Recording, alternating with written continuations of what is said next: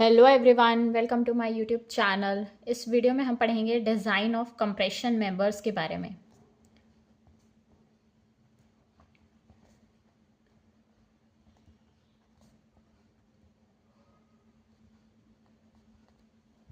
Firstly compression member को design करने के पहले हमको ये पता होना चाहिए कंप्रेशन मेंबर्स क्या होते हैं। कंप्रेशन मेंबर्स वो मेंबर्स होते हैं जो कि सब्जेक्टेड होते हैं कंप्रेसिव फोर्स से। कंप्रेशन मेंबर्स क्या होते हैं? कंप्रेशन मेंबर्स जो मेंबर्स सब्जेक्टेड होते हैं कंप्रेसिव फोर्सेस, जैसे कि कॉलम्स हो गया, verse that are subjected to compressive forces. Means inside के तरफ जब भी फोर्स एक्ट करेंगे कंप्रेसिव नेचर के किसी भी स्ट्रक्चर के ऊपर, वो कहलाते हैं कंप्रेशन मेंबर्स। एग्जाम्पल क्या हो गए हमारे? कॉलम हो गया, स्ट्रट हो गया, बूम हो गया। कॉलम, पोस्ट और सेंक्शंस ये क्या होते हैं?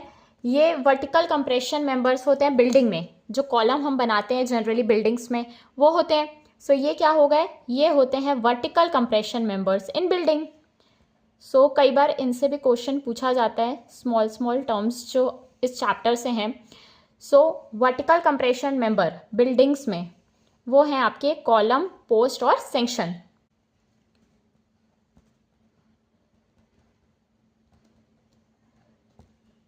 नेक्स्ट आता है compression member strut. Struts generally किस में होते हैं? ट्रसेस में होते हैं। जैसे ये आपका ट्रस बना है तो ट्रस में इनसाइड जो ये मेंबर होता है ये कहलाता है स्ट्रट। स्ट्रट्स क्या होते हैं? Compression member in trusses.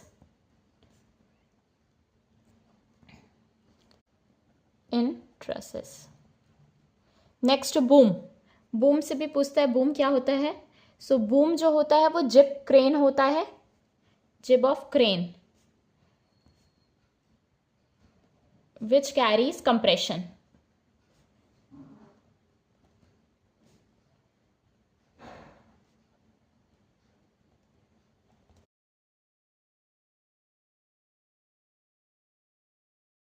Next यहाँ पे एक टर्म है modes of failure of column. कितने तरह के फेलियर के मोड्स हो सकते हैं कॉलम में? मीन्स कॉलम कितने टाइप से फेल हो सकता है। Modes of failure of column.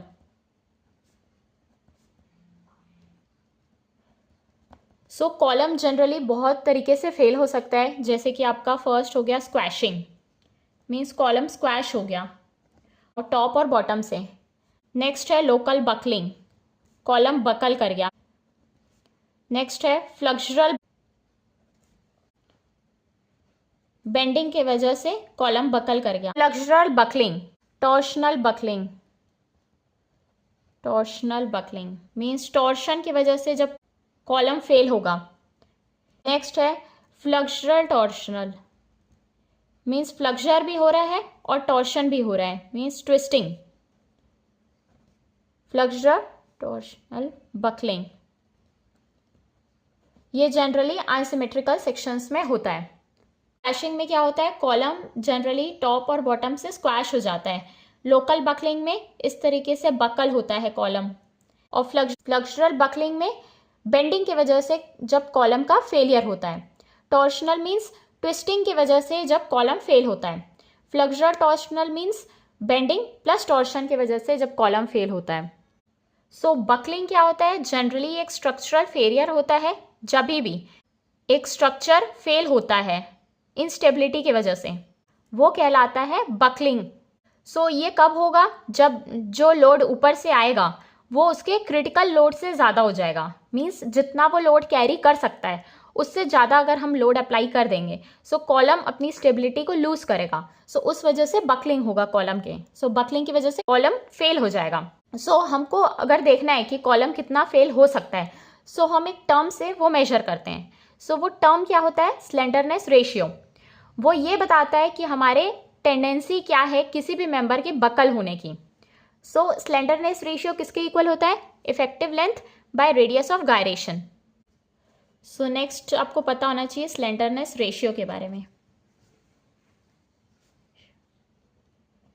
ये होता है effective length by radius of gyration. So effective length के टाइम्स ऑफ एल होता है बाय आर हो गया। नाउ अब ये effective length different end conditions के लिए डिफरेंट होती हैं। सो इफेक्टिव लेंथ अगर डिफरेंट एंड कंडीशंस हैं तो क्या होंगी, ये भी बहुत इंपॉर्टेंट पॉइंट है। सो इफेक्टिव लेंथ की दो वैल्यूज होती हैं, एक होती है थ्योरेटिकल वैल्यू, एक होती है IS coded recommended value, means जो कोड ने रिकमेंड की है।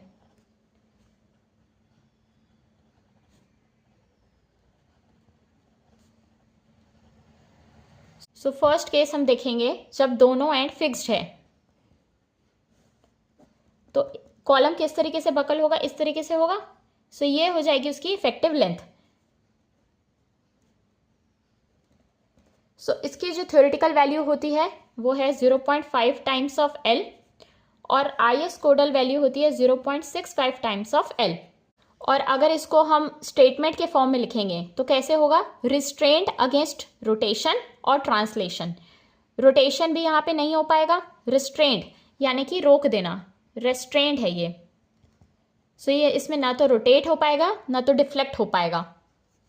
सेकेंड केस, जब एक एंड हिंज्ड है और दूसरा फिक्स्ड है। सो कॉलम की इफेक्टिव लेंथ इस तरीके से आती है, ये होती है effective length.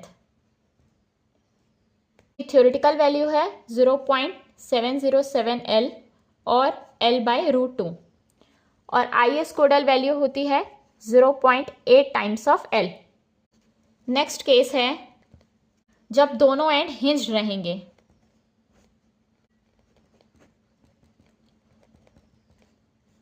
So effective length total length के इक्वल होती है और थ्योरेटिकल भी और IS कोडल भी। नेक्स्ट है जब आपके पास एक स्लाइडिंग रोलर रहेगा इस तरीके से। सो इफेक्टिव लेंथ इसमें क्या होगी, ये इस तरीके से बकल होगा। सो थ्योरेटिकल वैल्यू L होती है और IS कोडल वैल्यू होती है 1.2 टाइम्स ऑफ L। नेक्स्ट है आपका एक साइड स्लाइडर है और एक साइड हिंज्ड है। इसकी थ्योरेटिकल वैल्यू L होती है, IS कोडल वैल्यू 2L होती है। नेक्स्ट केस है जब एक एंड फिक्स्ड है और एक फ्री है। सो इस तरीके से ये बकल होगा, तो इसकी थ्योरेटिकल वैल्यू 2L और IS कोडल वैल्यू भी 2 टाइम्स ऑफ लेंथ होती है। नेक्स्ट टर्म है यहाँ पे आपका column strength curve.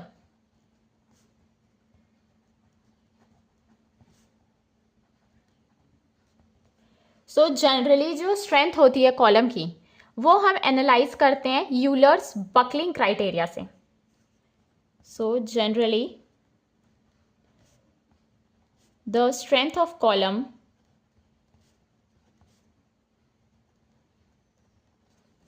is analyzed by Euler's buckling criteria.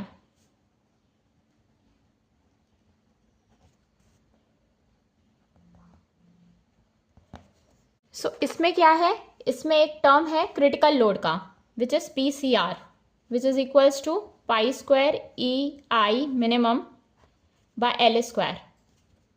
सो हमको पता है I मिनिमम किसके इक्वल होता है, A इंटू R स्क्वायर। यहाँ पे ये R मिनिमम हो जाएगा।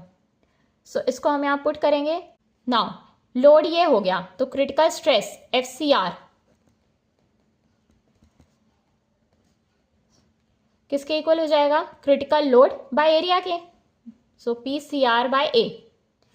सो वैल्यूज पुट कर देंगे, पाई स्क्वायर EI यानी कि A R मिनिमम का square by L square into area. So area से एरियल कैंसिल आउट हो गया। सो L बाय R क्या होता है, लेमडा होता है, स्लेंडरनेस रेशियो। सो ये हो जाएगा pi square E by lambda square. तो फॉर कॉलम डिजाइनिंग, जब भी हम कॉलम डिजाइन करते हैं तो हमारा जो क्रिटिकल स्ट्रेस है वो यील्ड स्ट्रेस से ज़्यादा नहीं होना चाहिए। अगर क्रिटिकल स्ट्रेस यील्ड स्ट्रेस से ज़्यादा हो गया तो कॉलम यील्ड हो जाएगा, कॉलम का फेलियर हो जाएगा।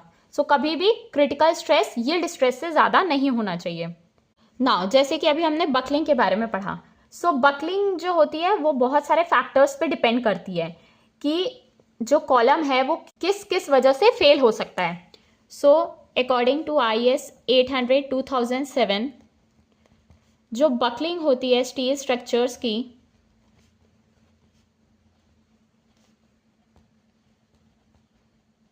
वो depends upon residual stresses,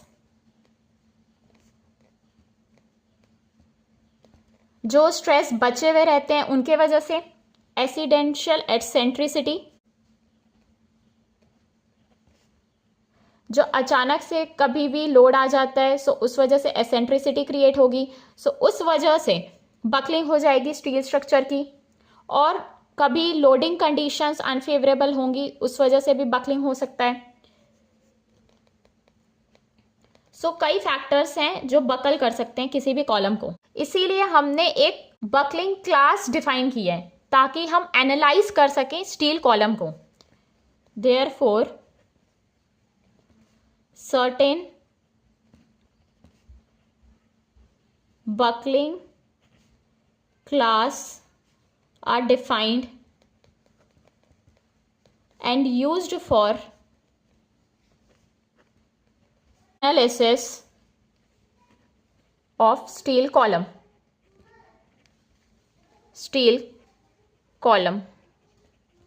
Now different buckling class क्या क्या होती हैं?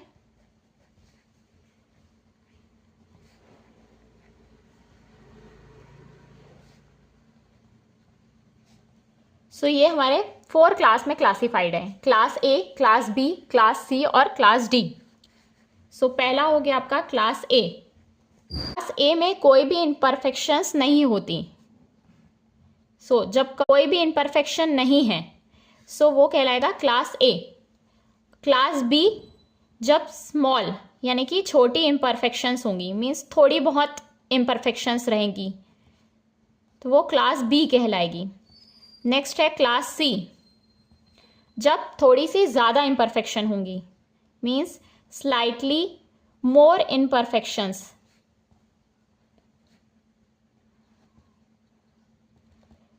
नेक्स्ट है क्लास D, जब बहुत सारे इम्परफेक्शन होंगे स्ट्रक्चर्स में, मतलब कि एक्यूरेसी कम है और इम्परफेक्शंस ज़्यादा हैं, वो कहलाएगा class D।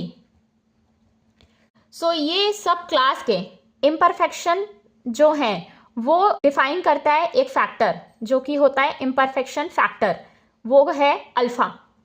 So every buckling class has its own imperfection factor. So हमने कैटेगराइज कर दिया कि इम्परफेक्शंस जो हैं उनको हम एक डिफरेंट बकलिंग क्लास के लिए हम एक इम्परफेक्शन फैक्टर फिक्स कर देंगे जो कि हम अल्फा से डिनोट करते हैं। इम्परफेक्शन फैक्टर अल्फा की वैल्यूज आपको पता होना चाहिए डिफरेंट बकलिंग क्लास के लिए। सो बकलिंग क्लास हमारा यहाँ पे अगर A है तो इम्परफेक्शन फैक्टर अल्फा हो जाएगा 0.21। अगर क्लास B है तो हो जाएगा 0.34। अगर बकलिंग क्लास C है तो इम्परफेक्शन फैक्टर हो जाएगा 0.49। D है तो हो जाएगा 0.76। नाउ अब जब भी हम डिज़ाइनिंग करते हैं तो क्या करते हैं, हम लोड फाइंड करते हैं कि कितने लोड के लिए हम उसको डिज़ाइन करें। सो एक्सियली लोडेड कंप्रेशन मेंबर अगर है हमारे पास,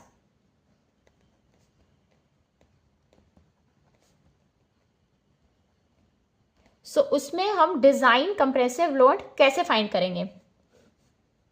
सो ये हो गया आपका एक्सिस। सो इसके अलोंग जब लोड पास करेगा कंप्रेसिव फोर्स, यानी कि जब इनसाइड की तरफ फोर्सेस एक्ट करेंगे, सो ये आपका P फोर्स है। सो और ये एक्सिस से पास हो गया, सो ये हो गया एक्सियली लोडेड कंप्रेशन मेंबर। सो इसमें डिज़ाइन कंप्रेसिव लोड यानी कि PD किसके इक्वल हो जाएगा, स्ट्रेस इनटू एरिया के। स्ट्रेस यानी कि design compressive stress into effective area, ये हो गया आपका डिज़ाइन कंप्रेसिव लोड।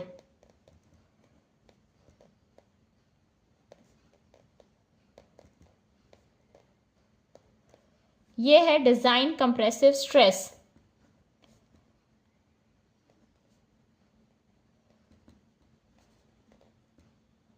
ये होता है इफेक्टिव एरिया।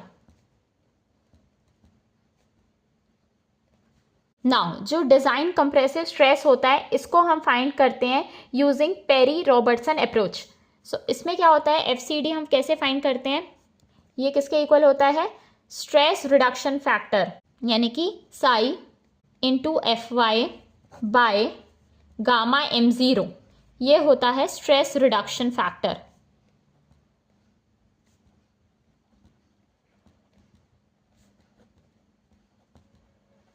ये किसके इक्वल होता है, 1/5 plus root over 5 square minus lambda square. ये होना चाहिए, शुड बी लेस देन और equals to FY upon gamma M0।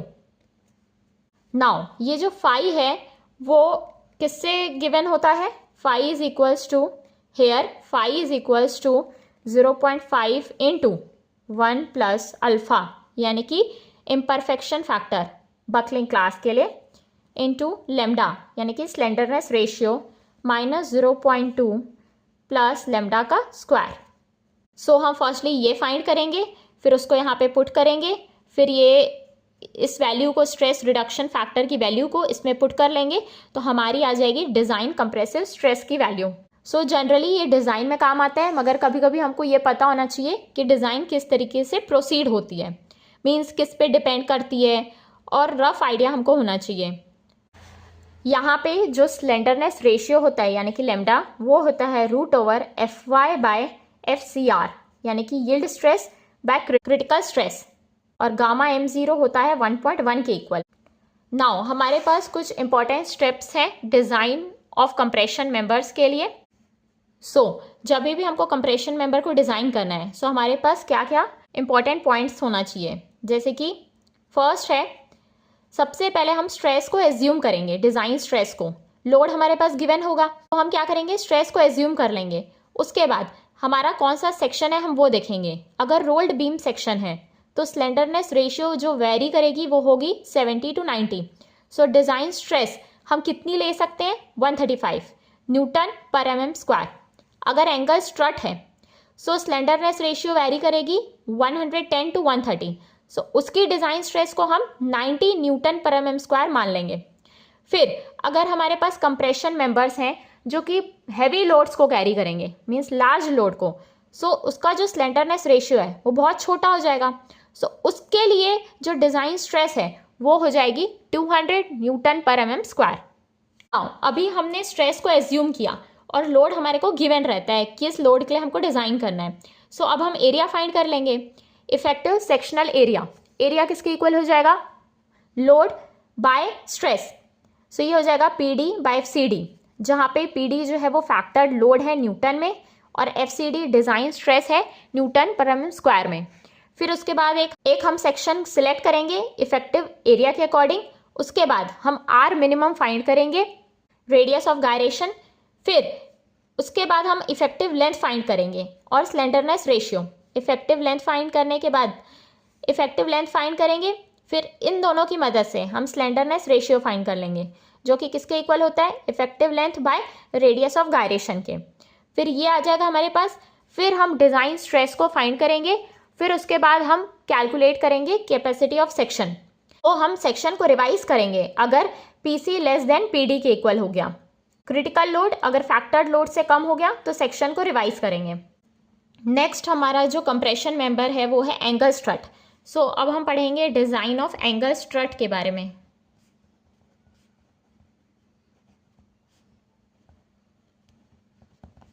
अगर सिंगल एंगल स्ट्रट है,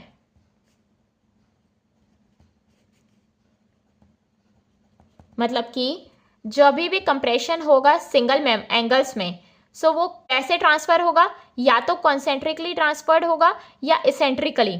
कॉन्सेंट्रिकली यानी कि सेंट्रॉइड से पास होगा, और इसेंट्रिकली मतलब कि हम उसके एक एंड को Z के लेग से कनेक्ट कर देंगे या दूसरे एडजेसेंट मेंबर से। मतलब सिंगल एंगल स्ट्रट क्या हो गए? The compression in single angles may be transferred either concentrically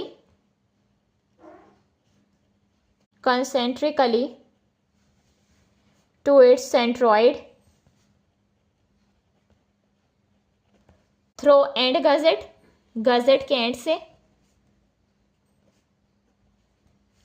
या तो इसेंट्रिकली और eccentrically by connecting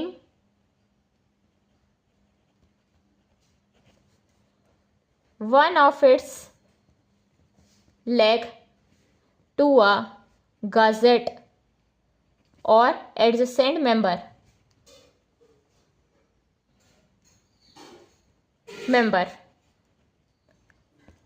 सो हमारे यहाँ पे जो एंगल स्ट्रट है उसमें लोडिंग कंसेंट्रिकली भी हो सकती है, एसेंट्रिकली भी. सो उस अकॉर्डिंग हम डिज़ाइन करेंगे. अगर मान लो कंसेंट्रिक लोडिंग है, अगर सेंट्रॉइड से लोडिंग पास करेगी, सो ये डिज़ाइन होगा सेम वे में जैसे अभी हमने पढ़ा, मतलब कि एक्चुअली लोडेड कंप्रेशन मेंबर के लिए. सो इसमें क्या है, design strength is evaluated using the same formula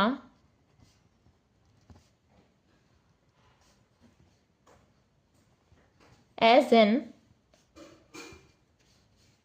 axially loaded compression member.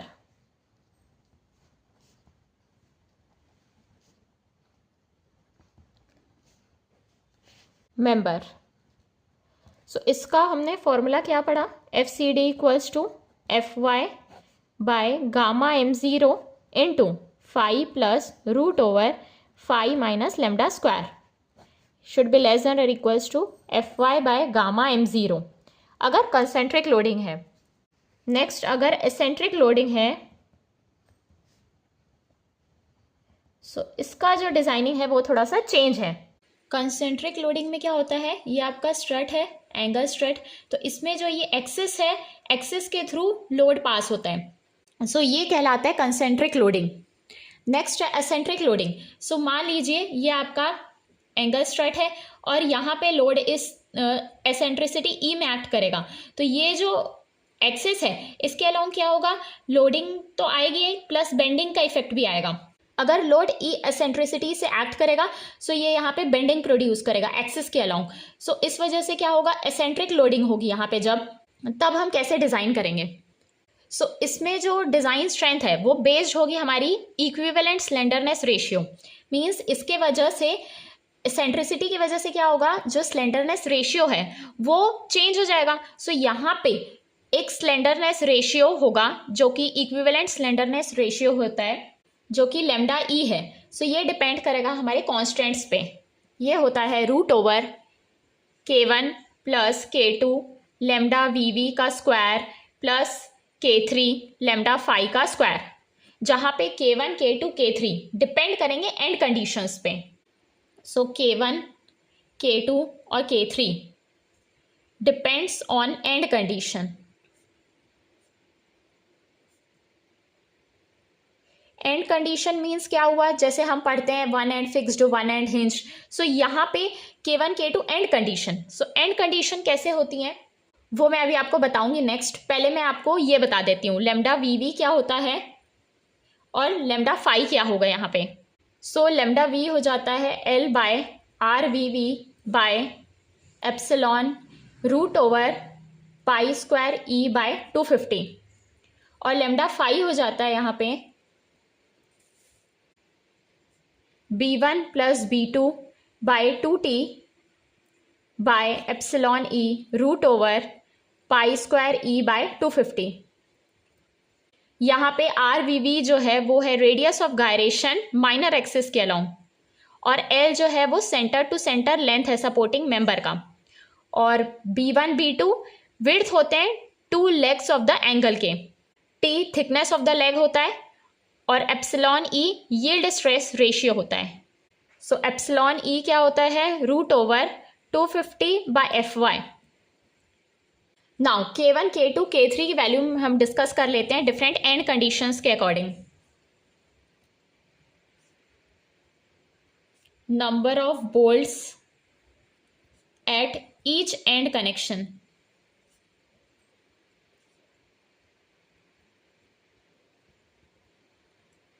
सो ये मान लीजिए आपकी गजेट प्लेट है। सो यहाँ पे एंगल स्ट्रट है, ठीक। सो यहाँ पे कितने बोल्ट्स अटैच हैं, सो मान लीजिए ये 1 है, 2 है, 3 है। अगर नंबर ऑफ बोल्ट्स इस एंड कंडीशन में ग्रेटर देन और इक्वल्स टू 2 होंगे, मीन्स 2 या 2 से ज़्यादा होंगे, सो K1, K2, K3 की वैल्यू क्या होगी। सो ये सब डिपेंड करेगी कि हमारा जो गजेट है उस कनेक्टिंग मेंबर की फिक्सिडिटी क्या है। मीन्स गजेट जो हमारा है या कनेक्टिंग मेंबर की फिक्सिडिटी क्या है। अगर ये फिक्स है, मान लेते हैं ये जो गजेट प्लेट है ये फिक्स है, तो K1 की वैल्यू होती है 0.2, K2 होता है 0.35, K3 होता है 20। नाउ अगर गजेट हमारा हिंज्ड है और जो नंबर ऑफ बोल्ट्स हैं एंड कंडीशन में 2 या 2 से ज़्यादा हैं, तो K1 होता है 0.7, K2 0.6 और K3 5। नेक्स्ट, अगर नंबर ऑफ बोल्ट्स 1 है और गजेट हमारा फिक्स्ड है, तो ये होता है K1 0.75, K2 0.35, K3 20। अगर हिंज है तो K1 1.25, K2 0.5, K3 60। सो ये वैल्यूज आपको रफ आइडिया होना चाहिए K1, K2, K3 किस पे डिपेंड करता है। सो ये डिपेंड करता है कि कितने बोल्ट्स हैं एंड कनेक्शन में और जो गजेट या कनेक्टिंग मेंबर है उसकी फिक्सिडिटी क्या है। नाउ अब ये जो वैल्यू आएगी लेमडा ई की, उसको हम यूज करेंगे लेमडा के इक्वेशन में, जो कि यूज होती है डिजाइन स्ट्रेंथ के लिए एक्सियली लोडेड कंप्रेशन मेंबर के लिए। नेक्स्ट टॉपिक है built up columns.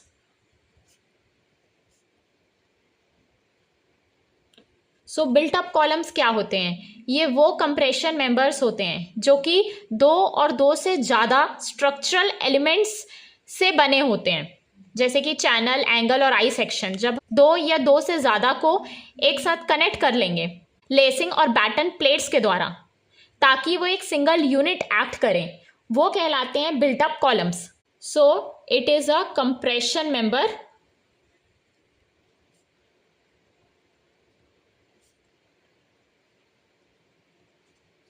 composed of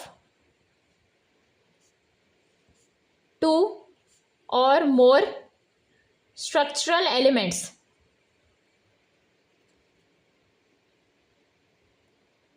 ये चैनल्स हो सकते हैं, एंगल सेक्शन हो सकते हैं, आई सेक्शन हो सकते हैं, connected together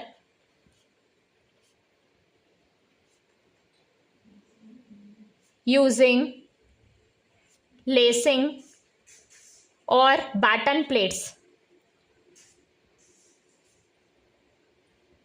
so that they act as a single unit under axial compression।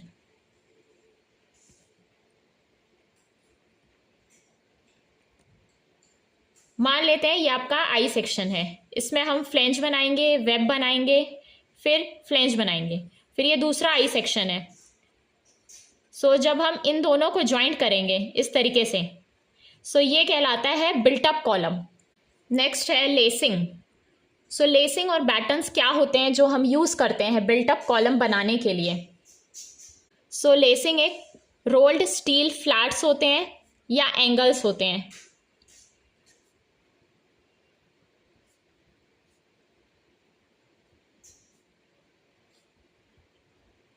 ये मान लेते हैं आपका चैनल सेक्शन है।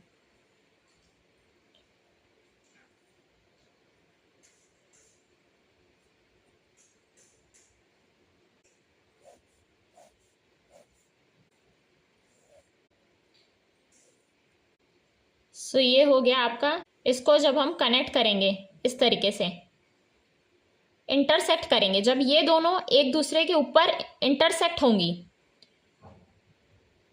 सो ये कहलाता है सिंगल इंटरसेक्टिंग लेसिंग सिस्टम।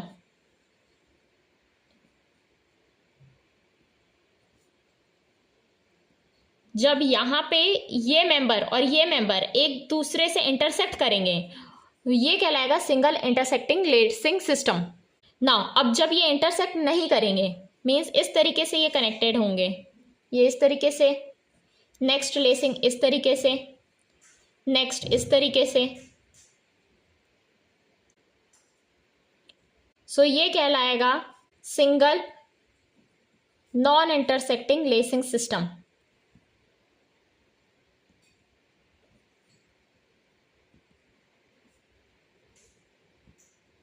ना जब हम लेसिंग इस साइड से भी प्रोवाइड करेंगे, मीन्स इस साइड से, सो ये कहलाएगा डबल इंटरसेक्टिंग लेसिंग सिस्टम। इस तरीके से जब हम इस साइड में भी प्रोवाइड करेंगे, डबल लेसिंग में क्या करते हैं, जो डायगोनल्स हैं वो इस तरीके से, ताकि वो एक एक्स पैटर्न फॉर्म करें। नाउ लेसिंग से रिलेटेड कुछ इंपॉर्टेंट IS 800 2007 प्रोविजंस हैं।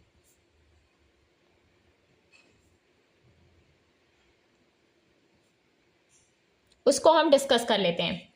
फर्स्ट है आपका लेसिंग बार के बारे में। सो मिनिमम थिकनेस की जब हम बात करते हैं, अगर फ्लैट लेसिंग बार्स हैं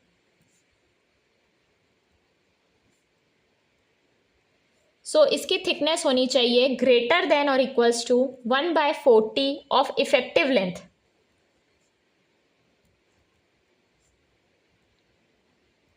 जब सिंगल लेसिंग है,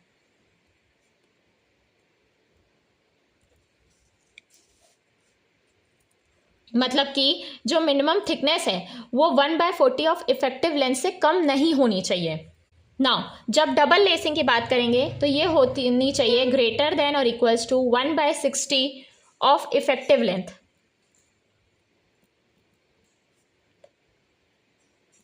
जब डबल लेसिंग है, नेक्स्ट है angle of lacing bars. Angle कितना होना चाहिए? सो सिंगल और डबल लेसिंग दोनों सिस्टम के लिए एंगल होना चाहिए between 40 degree and 70 degree to the axis of the built up member.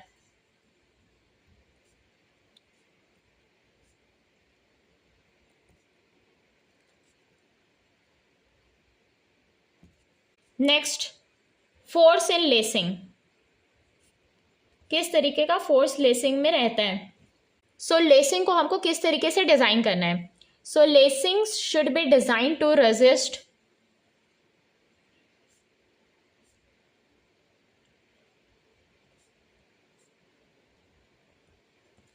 Transverse shear force. Lacing को हमको इस तरीके से डिजाइन करना है कि वो रेजिस्ट करे ट्रांसवर्स शियर फोर्स, जो कि कितना होता है 2.5% of the axial force in the member.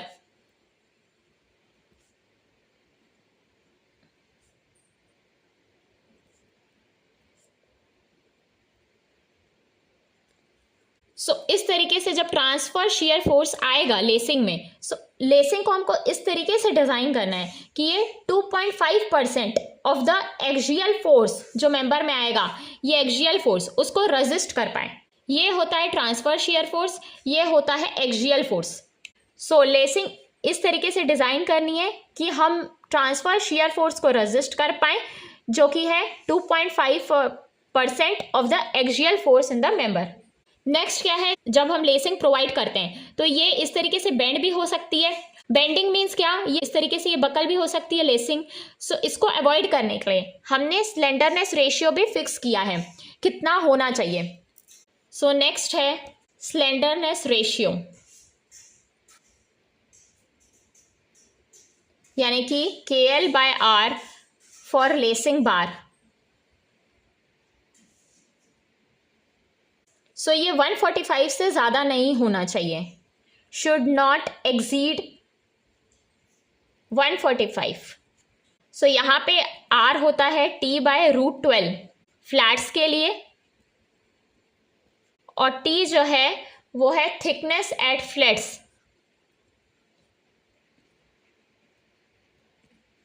और K की जो वैल्यू है वो होती है 1 अगर सिंगल लेसिंग है, K की वैल्यू होती है 0.7 अगर डबल लेसिंग है, अगर वेल्डेड कंस्ट्रक्शन है तो K होता है 0.7।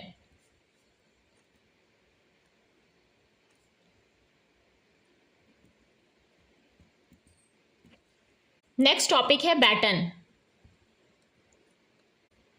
सो ये आपका कॉलम है,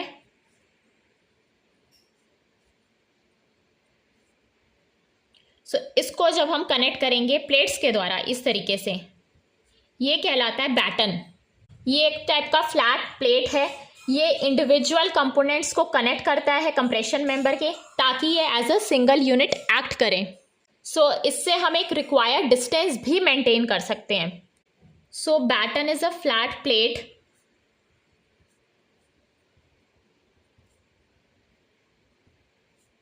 used to connect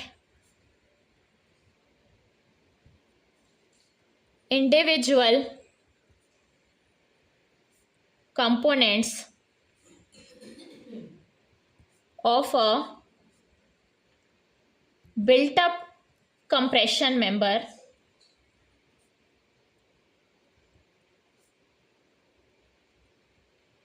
ensuring they act as a single unit. Now इसके भी कुछ इंपॉर्टेंट कोडल प्रोविजंस हैं, जैसे कि फर्स्ट है baton spacing.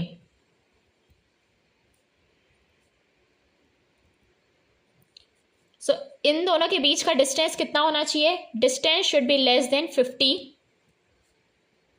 And distance should also be less than 0.7 times of slenderness ratio in the z direction. Next है effective slenderness ratio. क्या maintain करना है हमको?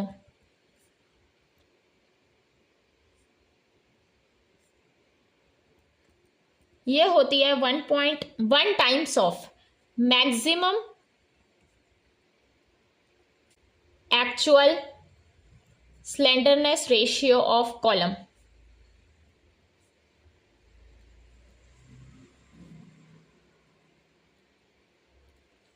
Now design force on battens.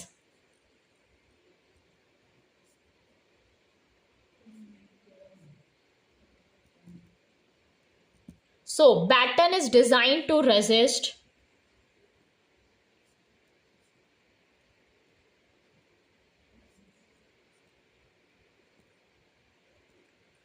transverse shear force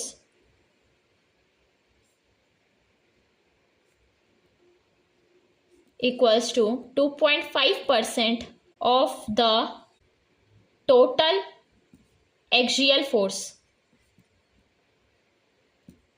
next है baton plate thickness. Thickness कितनी होनी चाहिए?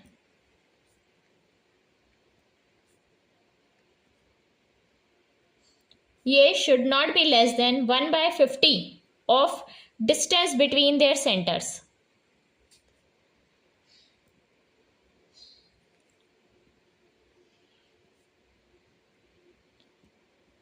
Means ये जो थिकनेस है वो ज़्यादा होनी चाहिए 1/50 of the distance between their centre. उनके सेंटर टू सेंटर डिस्टेंस से 1/50 से ज़्यादा होना चाहिए बैटन प्लेट की थिकनेस। नेक्स्ट टॉपिक है कॉलम स्प्लाइस। जब भी हम मल्टी स्टोरी बिल्डिंग बनाते हैं तो हमको 2 या 2 से ज़्यादा कॉलम को ज्वाइन करना रहता है।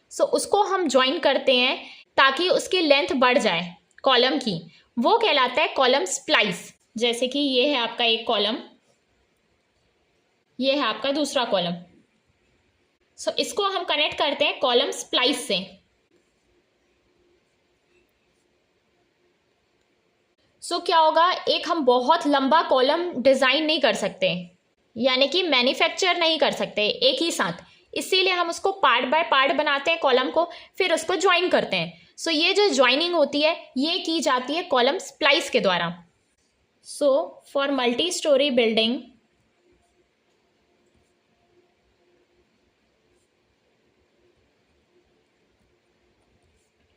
a joint that joins two sections of a column together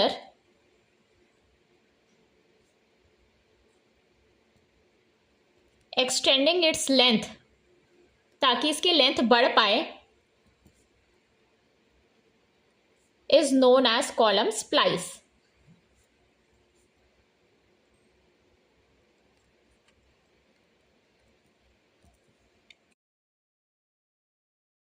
next topic है column basis.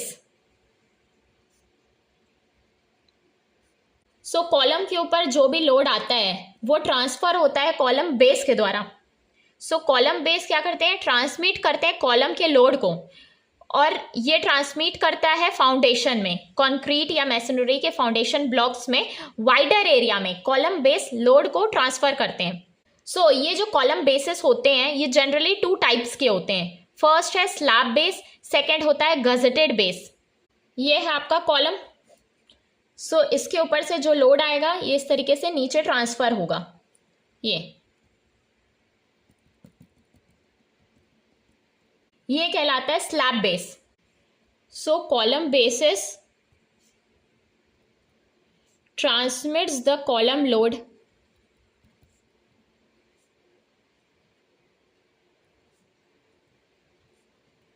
to the concrete or masonry foundation blocks.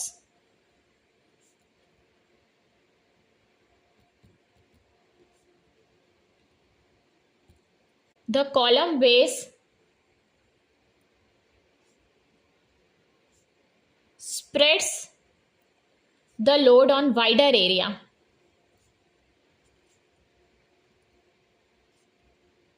So that the intensity of bearing pressure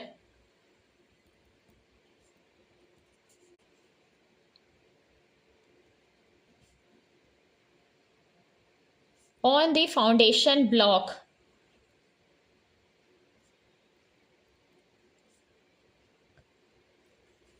is within the bearing strength.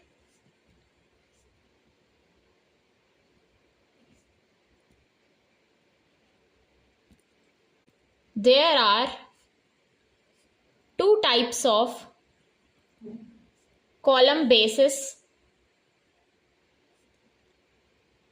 commonly used.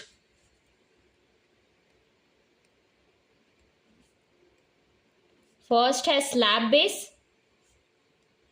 Second है gazetted base. Slab base small load के लिए use होता है, gazette base heavy load के लिए use होता है। Slab base load को ट्रांसफर करता है बियरिंग के थ्रू, और गजेट बेस ट्रांसफर करता है लोड को आधा बियरिंग से आधा गजेट के थ्रू। फर्स्ट है स्लैब बेस। सो ये यूज किया जाता है उन कॉलम्स में जो कि स्मॉल लोड्स को कैरी करते हैं।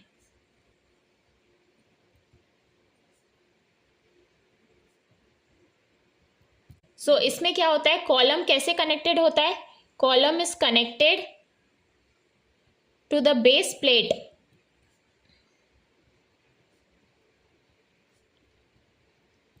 बाय वेल्डिंग और थ्रू क्लीट एंगल्स।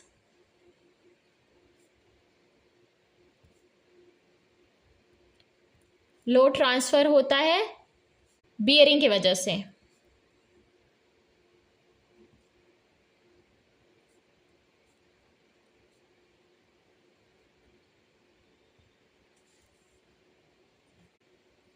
बियरिंग, यह है कॉलम, यह है बेस प्लेट, यह है आपका foundation.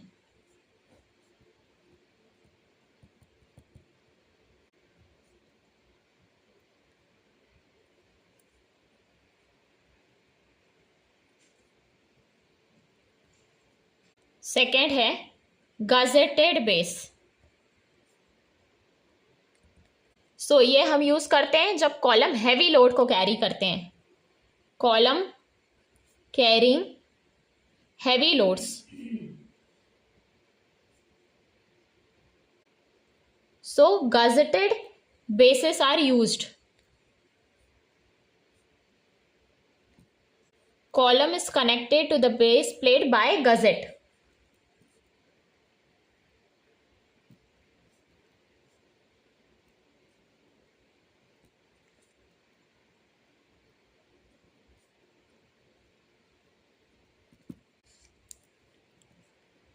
Load is transferred to the base partly through bearing and partly through gusset.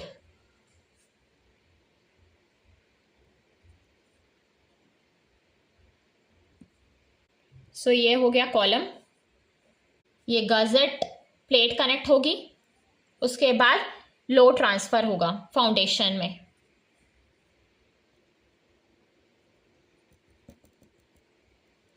ये इसका टॉप व्यू।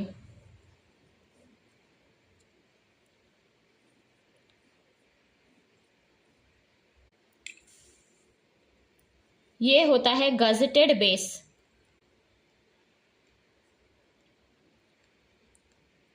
नेक्स्ट यहाँ पे इंपॉर्टेंट टॉपिक है मिनिमम थिकनेस स्लैब बेस की कितनी होनी चाहिए। Minimum thickness of slab base. जब हम स्लैब बेस को डिजाइन करेंगे तो थिकनेस हमको कैसी देनी है। सो फर्स्टली ये बेस्ड होती है हमारी इलास्टिक थ्योरी में। इसमें हम पॉइजन रेशियो 0.3 लेते हैं। So according to IS 800 minimum thickness का फॉर्मूला है T minimum is equals to 2.5 W A square minus 0.3 B square into gamma m0 by Fy। ये जो W है ये इंटेंसिटी ऑफ प्रेशर है जो कि किसके इक्वल हो जाएगा, लोड बाय एक्चुअल एरिया, जो बेस प्लेट का एक्चुअल एरिया है, actual area of base plate. ये वैल्यू जो आएगी ये ग्रेटर देन होनी चाहिए thickness of the flange of column से। यहाँ पे A और B प्रोजेक्शंस हैं। जैसे कि ये आपका कॉलम है, ये फाउंडेशन है। इसका जब हम टॉप व्यू देखेंगे तो ये कॉलम हो जाएगा। सो कितने दूरी में ये कॉलम है, ये है A, ये है B। Projections A and B are projections.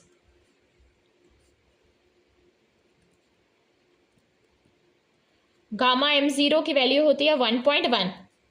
Fy जो होता है वो है yield strength of base plate.